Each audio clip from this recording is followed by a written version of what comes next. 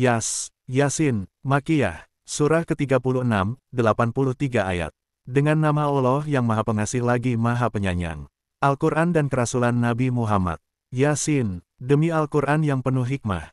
Sesungguhnya engkau, Nabi Muhammad, benar-benar salah seorang dari rasul-rasul yang berada di atas jalan yang lurus, sebagai wahyu yang diturunkan oleh Allah, yang Maha Perkasa lagi Maha Penyayang.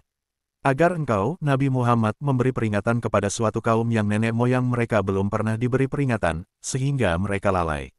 Azab Allah bagi orang yang mengabaikan peringatannya. Sungguh, benar-benar berlaku perkataan ketetapan takdir terhadap kebanyakan mereka, maka mereka tidak akan beriman. Sesungguhnya kami telah memasang belenggu di leher mereka, lalu tangan mereka yang terbelenggu diangkat ke dagu, karena itu mereka tertengadah. Kami memasang penghalang di hadapan mereka dan di belakang mereka, sehingga kami menutupi pandangan mereka. Mereka pun tidak dapat melihat. Sama saja bagi mereka, apakah engkau, Nabi Muhammad, memberi peringatan kepada mereka atau tidak? Mereka tetap tidak akan beriman. Peringatan hanya berguna bagi orang yang takut kepada Allah. Sesungguhnya engkau, Nabi Muhammad, hanya bisa memberi peringatan kepada orang-orang yang mau mengikutinya, dan yang takut kepada Tuhan yang Maha Pengasih tanpa melihatnya. Berilah mereka kabar gembira dengan ampunan dan pahala yang mulia. Sesungguhnya kamilah yang menghidupkan orang-orang yang mati dan kami pula lah yang mencatat apa yang telah mereka kerjakan dan bekas-bekas yang mereka tinggalkan. Segala sesuatu kami kumpulkan dalam kitab induk yang nyata, Lauhul Mahfuz. Kisah Ashabul Qaryah. Buatlah suatu perumpamaan bagi mereka kaum kafir Makkah, yaitu penduduk suatu negeri, ketika para utusan datang kepada mereka. Yaitu ketika kami mengutus kepada mereka 2 orang utusan, lalu mereka mendustakan keduanya. Kemudian kami menguatkan dengan utusan yang ketiga. Maka, ketiga utusan itu berkata, sesungguhnya kami adalah orang-orang yang diutus kepadamu. Mereka penduduk negeri menjawab, kamu tidak lain hanyalah manusia seperti kami. Allah yang Maha Pengasih tidak pernah menurunkan sesuatu apapun. Kamu hanyalah berdusta. Mereka para rasul berkata, Tuhan kami mengetahui bahwa sesungguhnya kami benar-benar para utusan-Nya kepadamu. Adapun kewajiban kami hanyalah menyampaikan perintah Allah yang jelas. Mereka penduduk negeri menjawab, sesungguhnya kami bernasib malang karenamu. Sungguh, jika kamu tidak berhenti menyeru kami, niscaya kami merajam kamu dan kamu pasti akan merasakan siksaan yang pedih dari kami. Mereka para rasul berkata, kemalangan kamu itu akibat perbuatan kamu sendiri. Apakah karena kamu diberi peringatan, lalu kamu menjadi malang? Sebenarnya kamu adalah kaum yang melampaui batas. Datanglah dengan bergegas dari ujung kota, seorang laki-laki. Dia berkata, wahai kaumku, ikutilah para rasul itu. Ikutilah orang yang tidak meminta imbalan dalam berdakwah kepadamu. Mereka adalah orang-orang yang mendapat petunjuk. Apa alasanku untuk tidak menyembah Allah yang telah menciptakanku dan hanya kepadanya lah kamu akan dikembalikan? Mengapa aku harus mengambil sembahan-sembahan selainnya? Jika Allah yang Maha Pengasih menghendaki bencana terhadapku, pasti pertolongan mereka tidak berguna sama sekali bagi diriku dan mereka juga tidak dapat menyelamatkanku. Sesungguhnya aku, jika berbuat begitu, pasti berada dalam kesesatan yang nyata. Sesungguhnya aku telah beriman kepada Tuhanmu. Maka, dengarkanlah pengakuanku. Dikatakan kepadanya, masuklah ke surga. Dia, laki-laki itu, berkata, aduhai, sekiranya kaumku mengetahui. Bagaimana Tuhanku mengampuniku dan menjadikanku termasuk orang-orang yang dimuliakan. Setelah dia dibunuh, kami tidak menurunkan satu pasukan pun dari langit kepada kaumnya dan kami tidak perlu menurunkannya. Azab mereka itu cukup dengan satu teriakan saja. Maka, seketika itu mereka mati. Tingkah laku kaum kafir yang menimbulkan penyesalan. Alangkah besar penyesalan diri para hamba itu. Setiap datang seorang rasul kepada mereka, mereka selalu memperolok-olokannya. Tidakkah mereka mengetahui berapa banyak umat sebelum mereka yang telah kami binasakan? Mereka setelah binasa tidak ada yang kembali kepada mereka di dunia. Tidak ada satu umat pun, kecuali semuanya akan dihadirkan kepada kami untuk dihisap. Bukti-bukti kekuasaan Allah di bumi. Suatu tanda kekuasaannya bagi mereka adalah bumi yang mati tandus lalu kami menghidupkannya dan mengeluarkan darinya biji-bijian kemudian dari biji-bijian itu mereka makan. Kami juga menjadikan padanya bumi, kebun-kebun kurma dan anggur serta kami memancarkan padanya beberapa mata air.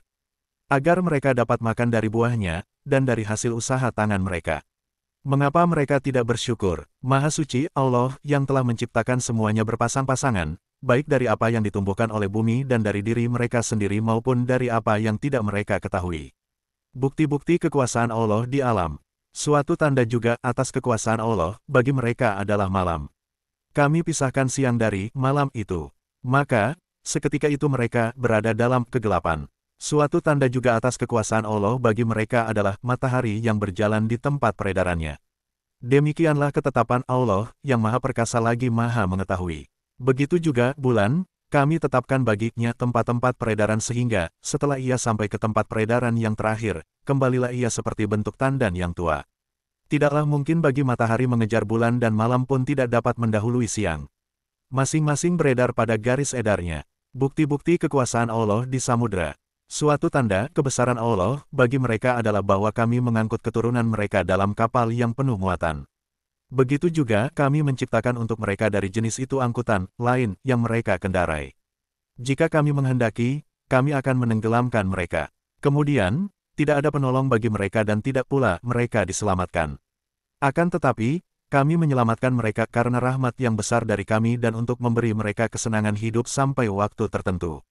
Sikap orang yang ingkar, ketika dikatakan kepada mereka, takutlah kamu akan siksa yang ada di hadapanmu, di dunia, dan azab yang ada di belakangmu, akhirat agar kamu mendapat rahmat, maka mereka berpaling. Tidak satu pun dari tanda-tanda kebesaran Tuhan datang kepada mereka, kecuali mereka berpaling darinya. Apabila dikatakan kepada mereka, infakkanlah sebagian rezeki yang diberikan Allah kepadamu, orang-orang yang kufur itu berkata kepada orang-orang yang beriman, apakah pantas kami memberi makan kepada orang-orang yang jika Allah menghendaki, Dia akan memberinya makan? Kamu benar-benar dalam kesesatan yang nyata. Sikap dan kondisi orang yang mengingkari kebangkitan pada hari kiamat. Mereka berkata, kapankah janji hari kebangkitan ini terjadi jika kamu orang-orang benar? Mereka hanya menunggu satu teriakan yang akan membinasakan mereka saat mereka sibuk bertengkar tentang urusan dunia. Oleh sebab itu, mereka tidak dapat berwasiat dan tidak dapat kembali kepada keluarganya. Sangkakala pun ditiup, dan seketika itu mereka bergerak cepat dari kuburnya menuju kepada Tuhannya. Mereka berkata, celakalah kami. Siapakah yang membangkitkan kami dari tempat tidur kami, kubur? Lalu, dikatakan kepada mereka, inilah yang dijanjikan Allah, yang Maha Pengasih dan benarlah para rasul-Nya.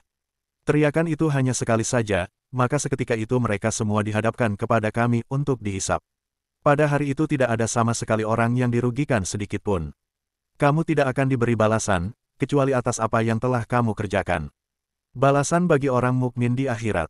Sesungguhnya penghuni surga pada hari itu berada dalam kesibukan, sehingga tidak sempat berpikir tentang penghuni neraka lagi bersenang-senang. Mereka dan pasangan-pasangannya berada dalam tempat yang teduh sambil berbaring di atas ranjang berkelambu. Di surga itu mereka memperoleh buah-buahan dan apa saja yang mereka inginkan. Kepada mereka dikatakan, salam sejahtera, sebagai ucapan dari Tuhan yang Maha Penyayang. Azab yang menimpa orang kafir di neraka. Dikatakan kepada orang-orang kafir, berpisahlah kamu dari orang-orang mukmin pada hari ini, wahai para pendurhaka. Bukankah aku telah berpesan kepadamu dengan sungguh-sungguh, wahai anak cucu Adam, bahwa janganlah kamu menyembah setan. Sesungguhnya setan itu musuh yang nyata bagi kamu. Begitu juga bahwa, sembahlah aku.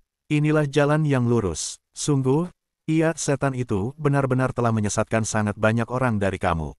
Maka, apakah kamu tidak mengerti? Inilah neraka jahanam yang dahulu telah diperingatkan kepadamu. Masuklah ke dalamnya pada hari ini karena dahulu kamu mengingkarinya. Pada hari ini kami membungkam mulut mereka. Tangan merekalah yang berkata kepada kami dan kaki merekalah yang akan bersaksi terhadap apa yang dahulu mereka kerjakan. Seandainya kami menghendaki, pastilah kami akan menghapus penglihatan, membutakan mereka sehingga mereka berlomba-lomba mencari jalan selamat. Maka, bagaimana mungkin mereka dapat melihat? Seandainya kami menghendaki, pastilah kami akan mengubah bentuk mereka di tempat mereka berada, sehingga mereka tidak sanggup meneruskan perjalanan dan juga tidak sanggup pulang kembali. Siapa yang kami panjangkan umurnya niscaya kami balik proses penciptaannya dari kuat menuju lemah. Maka, apakah mereka tidak mengerti? Al-Quran bukan syair, kami tidak mengajarkan syair kepadanya, Nabi Muhammad, dan bersyair itu tidaklah pantas baginya. Wahyu yang kami turunkan kepadanya itu tidak lain hanyalah pelajaran dan Al-Quran yang jelas. Agar dia, Nabi Muhammad, memberi peringatan kepada orang-orang yang hidup hatinya, dan agar ketetapan azab terhadap orang-orang kafir itu menjadi pasti. Tidakkah mereka mengetahui bahwa kami telah menciptakan untuk mereka hewan-hewan ternak dari ciptaan tangan kami sendiri, lalu mereka menjadi pemiliknya. Kami menjadikannya, hewan-hewan itu, tunduk kepada mereka. Sebagian di antaranya menjadi tunggangan mereka dan sebagian lagi mereka makan. Pada dirinya, hewan-hewan ternak itu, terdapat berbagai manfaat dan minuman untuk mereka.